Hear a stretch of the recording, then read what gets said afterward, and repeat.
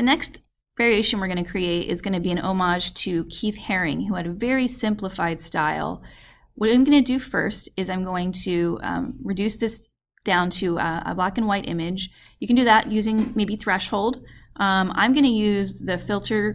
Pardon me, I didn't make my duplicate layer. That's why I couldn't do anything. That's an excellent point.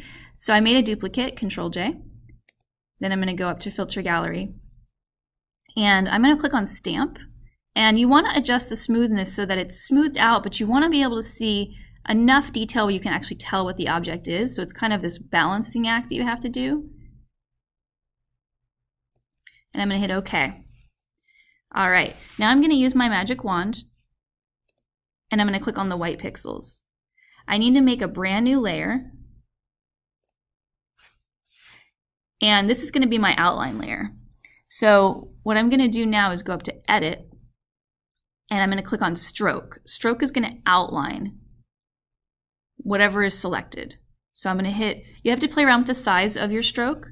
It's going to depend on your image. So I'm going to try 7 pixels, sure, why not, and hit OK.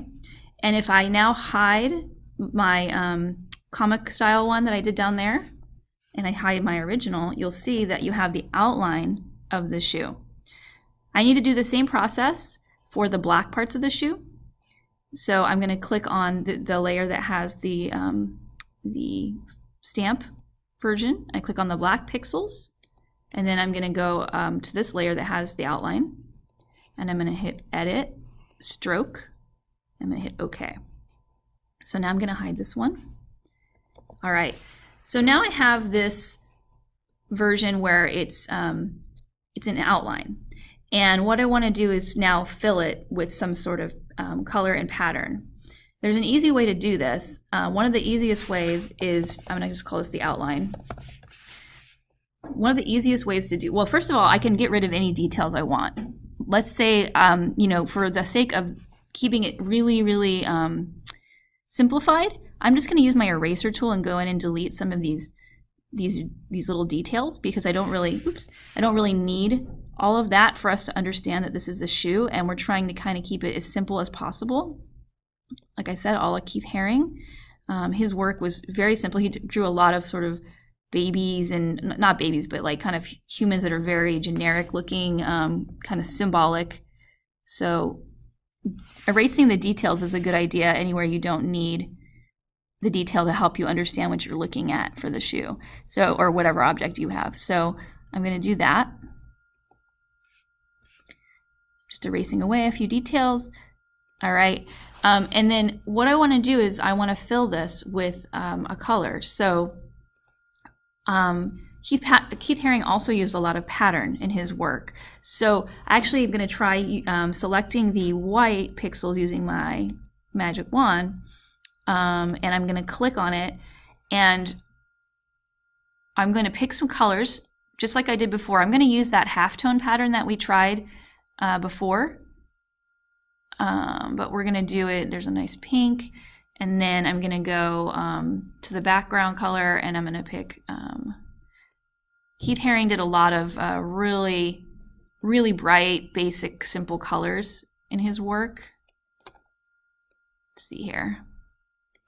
Okay, so what I'm going to do is I'm going to go up to Filter Gallery, and we're going to try that halftone pattern again that we did on the last one.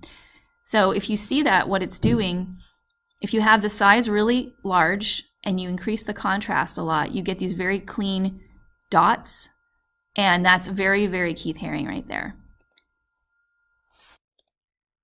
Okay, so the other thing that I can do is I can go into my outline view, and I can I'm going to hide the other one for a second, and I can use my paint bucket, and I can actually just fill this in with a color. So if I wanted to pick like a section, and I can just click inside this outline like that, and I can choose different areas to fill with color.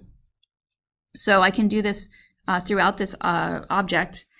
Now if I go back, first of all, that's kind of cool on its own, but one of the things I want to do is get rid of the heavy black outline on this bottom layer. So I'm going to click on the black here, and I'm going to hit delete. And now that gives me more options in terms of filling in that space, right? So I can take my paint bucket and I could go and I'm gonna get another color here. I don't wanna go too crazy, but I wanna get one other color. So you can see that I'm playing around with both pattern and simplified shapes. Oops. And you can see that it has a Keith Haring kind of feel to it.